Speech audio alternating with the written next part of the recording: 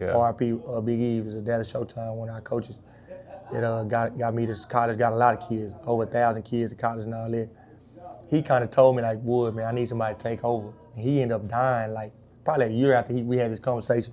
So it gave me a little motivation to want to coach, because I told him no at that time when he was asking me. I'm like, my mind went on it because I just finished hooping and stuff like that. Pop per trying to reach a new level. With the game that lane, you know we don't play trying to lay, you gon' need you a shovel. Need some ice, got enough for the metal. Need some gas, gotta push you a pedal. Need flavors, little bitch, we got several. Sitting on the rest for the back, they was melting. The bird ass tweaking this shit off the schedule. Niggas say I go. We're here with another WalkDown pod, another WalkDown episode. Today we at Kimball with my boy Coach Wood. Look, Coach, you want to give me an introduction? Tell them whatever you want to tell them about yourself. Coach Wood, Kimball High School, man, big, huge alumni here at Kimball.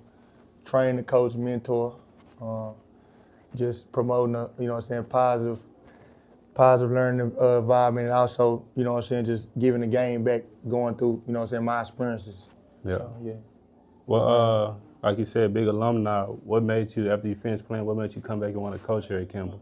Shit, I always just, when I was coming up here hooping, we got huge alumni base, but just seeing people giving back. I didn't see too many people. A lot of people made it, but I didn't see too many people giving back how I would have gave back if I made it or something like that. And it always stuck to me to want to give back to others and help people out. Because I wish when I was growing up too, I had people that could, you know, show me the ropes, give me the ropes, give me little pointers and stuff. You know what I'm saying? Yeah. To help throughout my career. You know what I'm saying? So I thought, and then plus my brother going here too. You know what I'm saying? Yeah. It made me get involved a little bit more. You know, come help Coach Nick out and stuff like that.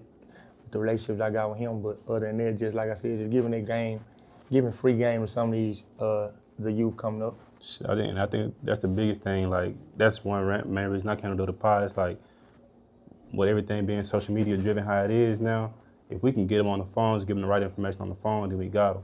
Because they're gonna get on their phones, they're gonna see whatever in the city, everybody doing something. It's a whole lot of motion going on in the city, but if we give them the right game the right way, in the school, on the court, yeah. And then you sit on social media, we got them 3 times. Yeah. You're gonna listen to me at least once. Gotta be successful. That's fact. That's You're fact. gonna listen to me. Speaking of that, about the social media, do you think social media play a big part in recruitment now? Yeah, I would say that because you posting yourself, but it's also like how you carry yourself too. They looking at the character, they looking at what you do off the court. You got a lot of NIL, you got a lot of brands that even now they starting doing high school where you can get branded now in high school, get NIL. Yeah. So you are a brand. So with you coming up and you being a kid, there's not no more. You can do what you want to do. Everybody's watching now, and you can actually use yourself to, you know, make revenue. So I think that's a good thing going forward. Yeah. And I really hope a lot of kids capitalize on the opportunity that they got. Yeah. Is like, especially when you got people like you around, people like me around, these older guys that come back and they try to tell you. Yeah. Like, I hope they capitalize on it, because it's not so often that people really do that and try to help them in the right way. So if we giving it or somebody giving it, and you know how to manage your social media and you got the right people around you and the right structure around you, hope they use it in the right way, because it's gonna help them in the long run. Oh yeah. But speaking on that, do you think back in our day, where you graduated 2 years, 2015, 2 years before me, Yeah. so social media wasn't as big as then. We had Baller's Life, and every few people got a highlight tape. Do you think social media would have helped us or our generation? Yeah, I think so, because now you got 8 people at the games with cameras, and you got, you know, different companies, different this, so you're getting so much exposure right now. So, you know, the colleges know who these kids is or whatever, but you getting so much of seeing it on the internet now. Now they want to come see. Now they got to come see it in person because they're getting so much of these highlights on the internet. But at the same time, I feel like if we had some exposure, oh yeah, you would have seen a lot of people that probably never got a chance. They would have been somewhere playing around, playing and probably got their chance to go pro, you know, with just the exposure and how many cameras it is at the games, man. And y'all had a great team then. At 2015, what years y'all won? So we won 2011. Mm-hmm. That was with Shannon Lilly. Well, they won in 2011. Shannon Lilly, Austin Frank. That's who started out. Jerry Young Henry. He came from California, 6'9". Big Northern them. They started it off. Nick them. Jordan, I don't want to forget nobody, but they started off in 2011. I was in 8th grade. And me watching them, I went to Adwell, but me watching them go to state.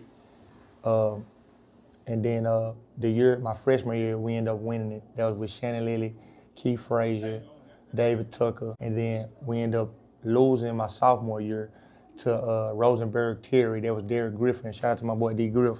He was playing in the G League for a minute, and I know he did XFL and stuff like that. But we lost to them my sophomore year. Then I won my junior year. Okay. And yeah, I won my junior year. That's with Juwan Evans. Yeah. Me, Juwan, D'Angelo Allen, Trent Brinkley, Dondre Carter, Cardell, Zay. We had a loaded team that year too. Yeah. Nah. It's consistent though. Kimball, year in and year out, y'all producing talent. Y'all producing on a good team. So yeah, that's 2011 and 2013. Yeah. 2011. So 2011. I went 2012. Yeah. And then I won 2013. Yeah. Yeah, that was my junior year. All right. So I've been 3 appearances, 2 rings.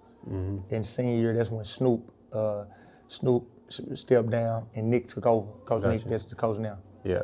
And Coach Nick, he doing a great job with these kids here. You've been coaching here 5 years. Yeah, 5 years. In your 5 years, how many state appearances have you had as a coach? As a coach, 3. 3. And how many have you won? 2. So you got 2 as a player, 2 as a coach. So you got 4 total. 4 total. You're working on 5 this year. Working on 5. How it feel to win a state championship not only as a player but as a coach as well? It feels the same. It's surreal. I'd be happy, more for the community and for the neighborhood. When you win 1 or 2, you just want to keep winning. You know what I'm saying? That's all you kind of really know. And it's really not even the championships. It's what you go through trying to get to these championships. It's kind of like what you learn along the way. Yeah. All the difficulties you got to go through during the season, how you bounce back from these difficulties and stuff like that. And once you teach the kids that, and they can go walk in any gym and play anywhere and be able to win and know how to win. You know what I mean? That's facts. And not only that, it's like you say, it's the build up to getting to the state championship. It's like that run going to state. Because, we made it 2017, that Skyline team, we was good, but we didn't win it all. But those moments and those experiences with your friends, your partners, you get them one time. Oh, if yeah. you do it twice in 4 years, that's amazing. But you got to cherish each moment. Because at one day, that's going to be your last bus ride. That's going to be that last meal with that team. Man. That's going to be the last one. So you better cherish it while you can, because when it's gone, you got to figure out what's next. You're going to miss them days with your partners. So the experiences matter, like you said. Winning a championship for the community, that just brings a different vibe to the community. Like after you left Kimball, you went to Southern, right? Boy, look, I know I went to Grambling, you went to Southern. Oh, yeah, look, crazy. Yeah, now we still good though. Yeah. We all fam, we all in the SWAC. How was your experience playing in the SWAC? It was great. It was a great experience, great hospitality. We had 3 different coaches, 3 different years, but my first year went to the NCAA tournament. Yeah. I met a lot of great guys, played with a lot of great guys, and we ended up losing in the play-in game to Holy Cross. Yeah. Played with Sebo, Christopher Hyder, that went to SOC. When I came in, he was a senior, and I was a freshman coming in. But he was the one who showed me the ropes, made everything easier down there. So my transition was super smooth, because it's like I grew up with Sebo my whole life. So now when I went down there, he already had everything going on. People knew who he was and all this. So it kind of made my experience way easier, and it was fun. You know what I'm saying? I enjoyed it, and I plan on visiting back, different things like that. And when I do get my hand on a player down here, that'll be probably the first deal that I call to let them know we got a player too. You know what I'm saying? Yeah. Nah, and it's one thing, like, of course, Southern, that's South Louisiana, Grambling North, but it's one thing I love is the Louisiana culture. Oh, yeah. Being Different. from Texas, different, the food different, the vibe different. I love my Louisiana people. Yeah. They're a little throw, but I love my people. Yeah, they turn. Yeah. They turn for sure. Being at Southern, you remember your best game out there? Yeah. My best game was against Texas Southern. That wasn't my most high-scoring game, but I think I had a double-double. I had 10 and 5. No, I had 10, and I had 5. I think it was 10, 10, and 5, but 10 points, 10 rebounds, and I had like 5 steals. And so I think that was my best game, because we end up losing to them, but at the same time I was coming off the bench, different things like that. Yeah. And they was on a winning streak. They had Trey Jefferson, different transfer from D1s and stuff. And so when I did that, it kind of like, they was looking like, man, like, who is this kid? You know what I'm saying? So I think that one, and I think we had one more game. I had like 23 against Valley. I just went off on the 3-point line. Yeah. And we was losing. We ended up winning the game, but I came off the bench that game too, and I had 0 points going to the second half and finished with 22. Yeah. So That's tough. That's when they realized, like, oh yeah. And from that day on, I'm gonna give people a little history on the SWAC real fast. He said that his best game was against Texas Southern. Year in and year out, Texas Southern is one of those schools in the SWAC because, like he said, once in Houston, and they get them big time transfers in. They had Trey Jefferson in. When I was there, they had some guys in. But the way that the Texas Southern builds that basketball program, man, them boys play hard. Yeah, it's different. Them boys play hard. I remember my best game in the SWAC, it was actually against y'all. It was against Southern. Okay. My senior year, not my grad year, but my senior year. Okay. It was in the tournament. I might have had 16 points, 12 boards, like 5 steals. Okay. We sent it to overtime. Last play of the game, he threw a bad pass, but I'm gonna take the credit for it. He threw a bad pass. I get the steal off the steal. I tip it right to Cam Christian for the layup. We send it to overtime. We win. Okay. We win, go to the next game, but I had a concussion that game and everything. I used to put my body on the line for that team. Yeah. But that was my best game. Like, I don't know, I love the SWAC. Everybody, of course, there's levels to the D1s, but if you get D1, wherever you go play it, enjoy it because you playing past high school. A lot of people don't get to play past high school. It's the 1%. It's the 1%, man. So once you do that, it's like, but I love the SWAC. Like, love the basketball, I love the vibe, I love going to, like you said, you played at Valley. Valley, a hard place to play at. Arkansas Pine Bluff, that's a hard place to play at. Yeah. All that because one thing about the SWAC, you got to deal with the hospitality. You got to deal with the fans. Like I remember my worst Alabama State. That was my freshman year, bro. I'll never forget this. And they stand right on top of your head. So they talking, scoring, and one day my coach had to tell me like, bro, stop talking to them. But what they was saying, it was just getting to me. You know what I'm saying? I never been in that. I done been in that environment, but the fans don't be that close to you like that. To where it was a different type thing. So that's when I knew then this SWAC is like real, bro. It's real. Yeah, it's real raw. They gonna let you get uncut a little bit. They gonna let you do your thing. You know, everybody. You know, it's our family. It's like it's a good thing, but at the same time, it let me know, man, that SWAC real. Yeah, it tests you mentally. Like in Alabama State, I try to tell them boys, that Alabama State crowd, they sit right here, right above your head. Yeah. I'm trying to tell you.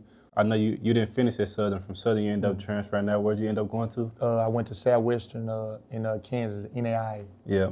You enjoyed that experience there? Yeah, I enjoyed it. It was different. It was pretty different. I ended up going NAIA just transferring. We had 3 different coaches, like I said, 3 different years. Yeah. That last year, I met with the coach here and there, and it's different rules now, but I missed the deadline to go back to Division I. Right. So when I did that, only thing I could do, I go D2 or something like that, but I knew this coach that used to coach my cousin in NAIA, and I was just more familiar with him. Yeah. And so that's where Cam Hunt went. So he overseas, and I still playing with Duncanville. Yeah, Cam Hunt. You're one of the greats coming out there, but it was a great experience. PWI. So I had a lot of learning to do, but when I got there, the transition went smooth and made a lot of friends, and I still got a lot of connections to this day from and I graduated from there. They helped me graduate, so I got for love for Southwestern, man. No, that's good. But hooping wise, if you're saying hooping wise, I coming in, you thinking D1, I'm gonna tell you this because a lot of kids think NAIA sweet. No way. No way. I went in there, bro. I'm thinking, okay, well, don't get me wrong. At practice, I could do what I want to. But it's still dudes. Like we had this one cat. He was white. His name Troy Baker. 6'7", jump out the gym, right? And so usually you'll be like, okay, you'll think you done seen everything D1, but when you go into NAIA and stuff like that, it's strictly about sports. They don't really have all the exposure like that, all the cameras, all this, so people is really into their craft. Yeah. Because when you'll start seeing people that's really good, that you'll be like, damn, like we had this one dude named Dada. He was a 3-sport athlete. He ran track, played on the football team, and played basketball. He started every one of them. You know what I'm saying? So that's unheard of. See, the D1, you probably you can't even do that. You know what I'm saying? But yeah, so when you think like that NAIA level or different levels, D2, it's hoopers everywhere you go. Telling you, do you think? And I try to tell people like, yeah, you went to school in Kansas, but nobody, a lot of schools don't want to see that LSU, that Shreveport team. Yeah, LSUS. Yeah, nah, they don't. Stevie Clark and all them. My boy Trent went up to. No, he went to Alexandria. But yeah, Shreveport too. They get a lot of D1 transfers, bro. Yeah. And It just be, you know, they might have made a mistake or something, and they come there just to show that, you know, they could play, finish a year, and then they probably end up going somewhere else. But then you have some dudes that they might get a D1. They had one, I can't forget to recall a year, but Detroit Mercy, it was a transfer from Detroit Mercy. He transferred there and became the all-time leading scorer, and he had options to go back D1 and didn't want to go back D1 just because of the fact of the atmosphere there. It was a smaller school, but at the same time, it was more competitive. He was having fun there. So he like, man, I can go overseas here. I ain't got to go back D1. That's it. Yeah. And that matters. Like if you go into a program and you can set a record and you can leave your mark, that matters. He went there, was an all-time leading scorer, went overseas and made his money. Yeah. Like you said, Cam Hunt. A lot of people in high school, Cam was good, but Duncanville had some guys. Yeah. Cam might be one of the guys still playing for them Duncanville teams. Yeah, definitely. Like his story crazy because we had the same training coming up. So like from 8th grade, 9th grade, 10th grade, 11th, we coming on the weekends going to trainings. I was a little bit better than Cam coming off. One-on-ones, I'm beating him and everything. This is a crazy story though because Cam was still right there with me. Some games he'll beat me too, but I win majority of them. Yeah. And so we always keep in touch. And I remember I knew it was real, man. I came back from Southern as a sophomore. We all meet up at Duncanville, we hooping. So it's everybody in the city. D1, wherever you if you the hooper, you here. You know what I'm saying? In Dallas.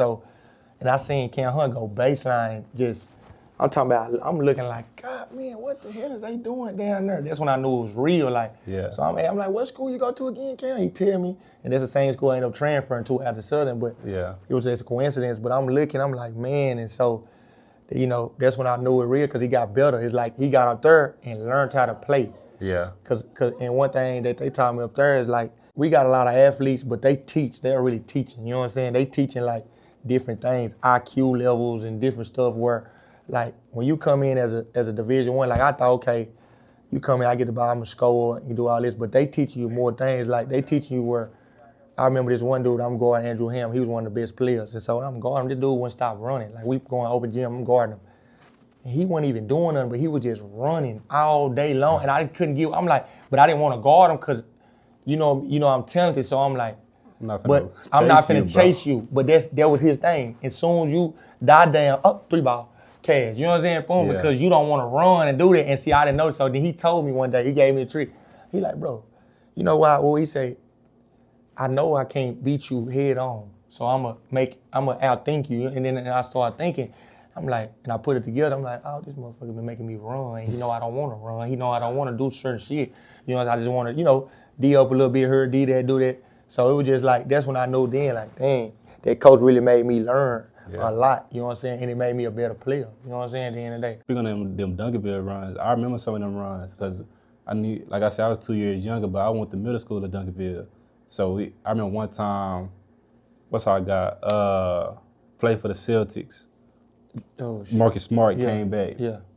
Marcus Smart came back shooting threes from the volleyball line, half court, just walking into threes. Yeah. We was playing main gym, then box gym runs, like them Duncanville runs. It was a lot of good talent in the city back in the day. Yeah. When did you know that going pro wasn't there for you, or did you just choose not to?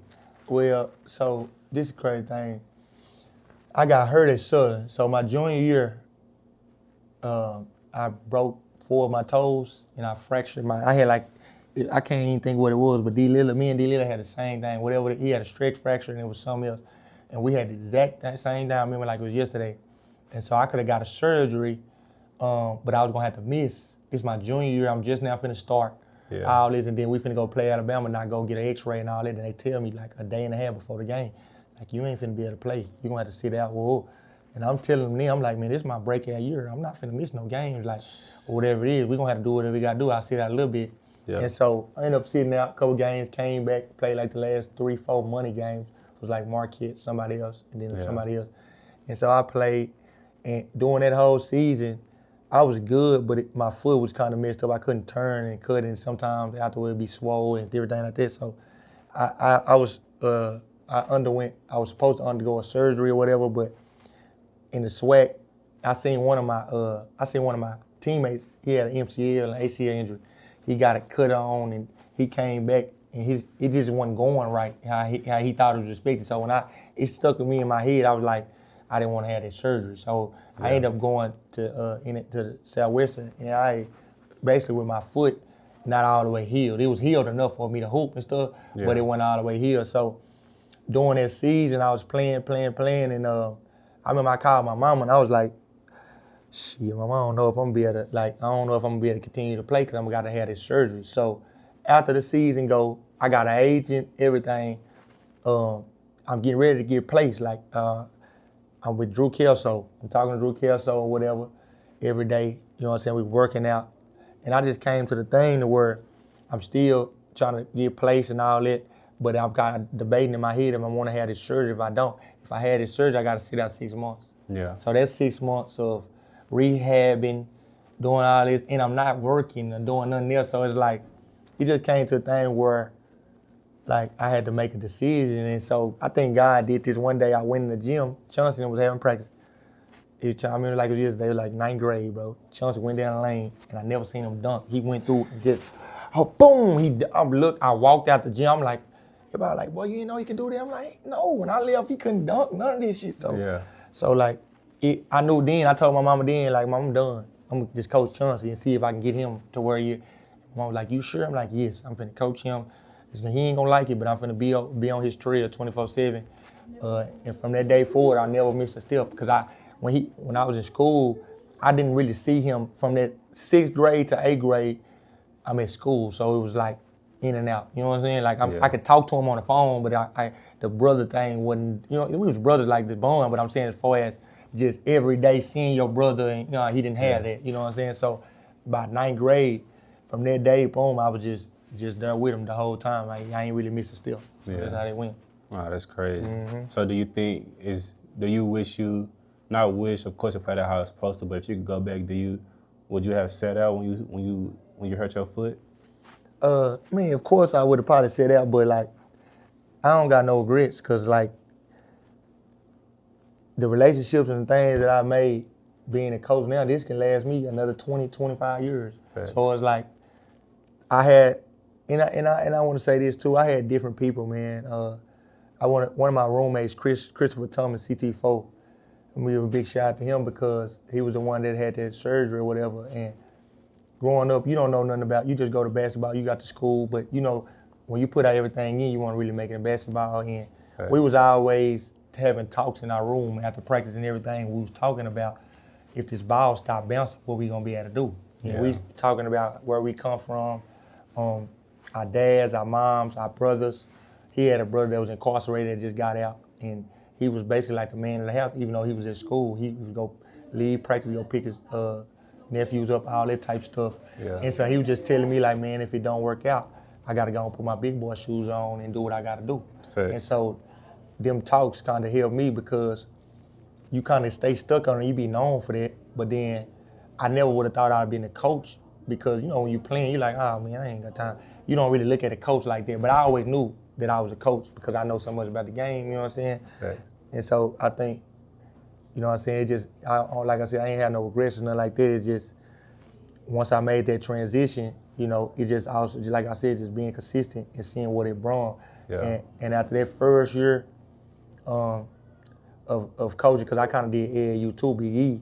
Yeah. RP Big E was a dad of Showtime, one of our coaches that got me to college, got a lot of kids, over 1,000 kids to college and all that. He kind of told me like, Wood, man, I need somebody to take over. And he ended up dying like probably a year after we had this conversation. So it gave me a little motivation to want to coach, because I told him no at that time when he was asking me. I'm like, my mind went on it because I just finished hooping and stuff like that. I'm like, nah, man, I ain't coaching. I ain't do it. I do it later or something, not now. Yeah. And when he died so unexpectedly. And it just, like I said, from that day forward, I went to a practice and I never missed, because I just had that in the back of my mind. Like, if it weren't for Big E, I would have probably went somewhere, but he helped me go to Division I. He helped me do a lot of stuff. Yeah. He helped me stay in school when I wanted to transfer, just different stuff would help me. So I thought like, okay, it's time for me to start helping other people now with the knowledge I got. You know what I'm saying? Going to go play the Dukes, Kentuckys, going to go learn all this stuff that you learn, playing Division I. I just, it was time for me to just go give back to the kids and stuff like that. And I thought, like I said, I always want to be one of them guys that they'll say, that he came back and helped people out, and he was, you know, bigger than just himself or, you know, his brothers, you know what I'm saying, or whatever. No, that's real for sure. No, and like you said, big shout out to Big E, because even though I never played for Showtime, but the impact that he left on the community, the impact that he left on kids is crazy. Like you said, over 1,000 kids. Like that take years and years of work. Yeah. And like not only that, shout out to you said CT4. Shout out to your roommate. Do you think your community around you play a part into shaping you who you are today? Yeah, I think, I would say that. I say your community play. Your parents play a big thing. If you got a father at the house, if you don't have a father, if you have a mama at the house, what you listen to every day, the music you listen to every day, what you watch every day, just day-to-day things. It will shape and form to how you could be at the end of the day. But you got to kind of also know how to weed stuff out and how to be realistic. Then also, like me and you got big dad, you know what I'm saying, a big dad to where they was in our life, or if they wasn't there, they was talking to us, you know what I'm saying, giving them the message, valuable messages. So I think that your neighborhood do play a factor, for sure. Facts. We getting close to the end here. I got one more question for you. If it's one piece of advice you can give to the next generation or anybody watching this podcast, what you would tell them? Man, just stay humble, keep grinding, stay consistent, and just never let nobody tell you what you can't do. You really, you just paint a picture, man, and it can go whichever way you want, you know what I'm saying? You just gotta paint it and don't look back, you know what I'm saying, and keep going forward, I would say that. And just fight through adversity. You gotta be tough in this life because you're gonna get tested, you know what I'm saying? You're gonna have a lot of tests from different ways, whether it's financially, whether it's just family, whether it's just mental, day-to-day, getting through day-to-day life, you know what I'm saying? I'm gonna tell you this, I leave this, if you believe in God, you know what I'm saying, or have your higher power that you believe in too, or either just meditate, you know what I'm saying, at the end of the day, just do something to where every day you can come back home and you can reset, and you can come back and start over, you know what I'm saying? I would say that would be my advice. And also to the kids, just playing sports, don't let nobody be hungry than you, because it's so much money out here, but also it's so much opportunity to change, to help your family out, to change your family lives and stuff like that. And you can't take it for granted, because once your 4 years is over, it's over. You don't get that back. And you can't, after your 4 years, you really don't have no way of trying to make it nowhere as far as sports-wise, you know what I'm saying, unless you just have a connection here or there. And that's very, unheard of now in today's time. But at the same time, just, like I say, just don't let nobody be hungry to you, and don't miss out on them opportunities. And just keep that same approach every day, and you will be all right. Oh, that's real free game. He say, one, if you don't believe in God, believe in something or somebody, believe in that higher power. Go home and reset, stay focused, put the work in every day. Don't let nobody be hungry to you, and it's gonna work out over time. Oh, yeah. And weed out the distractions, because there's gonna be a lot of them, from friends to females to social media. Weed out the distractions, because it's easy to get into something, but once you in it, boy. Hard to get out of it. Hard to get out of it. Fair. Look, I appreciate y'all for watching this episode. If we're gonna follow Coach Wood, we're gonna drop his ad. Y'all like, subscribe, do all that. We're gonna leave everything in the comments. We'll see y'all next time. Already, man. Fighting my demons, they doing the most. I give it to God, he gon' even the scope. Run that shit up and get back to the pole. The way I been living been giving me hope. I don't step with the devil, don't wanna meet him. I got God on my side, so I know I beat him. My whole family eat, but I gotta feed them. If they loyal to me, then I gotta treat them. Fuck a hater, I can't even see him. Be careful, cause I am not one of them. I'm stacking my paper above the rim. On a mission, trying to get an M&M,